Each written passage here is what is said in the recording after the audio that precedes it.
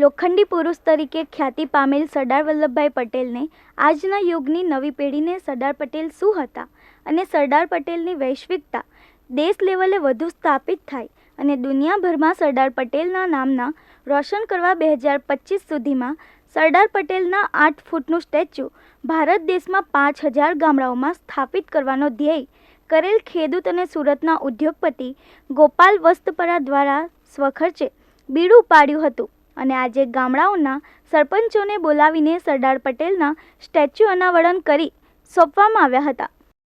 મને એક છે ને સોશિયલ મીડિયામાં એક વિડીયો આવ્યો મારી પાસે। એક બાળકને કોઈ પૂછ્યું કે મહાત્મા ગાંધીની હત્યા કોણે કરી હતી,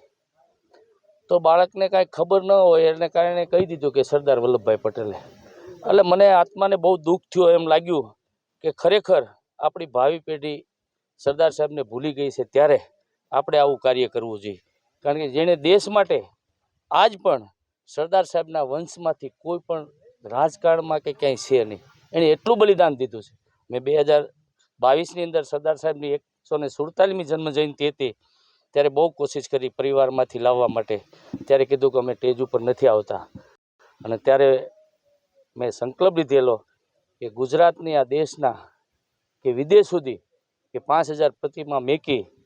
અને વિદેશને પણ ખ્યાલ આવે કે સરદાર સાહેબ હજી ગુજરાતની અંદર જીવિત છે। સરદાર સાહેબની પ્રતિમા એક ગામડે ગામડે મૂકવા માટેનો એક સંકલ્પ અમરેલી જિલ્લાના અને સુરત ખાતેના ઉદ્યોગપતિ ભાઈ ગોપાલભાઈએ કર્યો છે। હું એમ માનું છું કે આવું પ્રેરણાત્મક વ્યક્તિત્વ જેના દર્શન કરીએ તો આખો દિવસ સુધરી જાય એવા સરદાર સાહેબની પ્રતિમા મૂકવા માટેનો એમનો જે અભિગમ છે,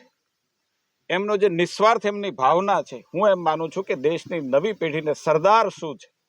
સરદારની કઈ પ્રેરણા લેવા જેવી છે, સરદારે આ દેશ માટે શું કર્યું છે, એમ માનું છું કે ઇતિહાસને ઉજાગર કરવાનો ગોપાલભાઈએ શ્રેષ્ઠ પ્રયાસ કર્યો છે।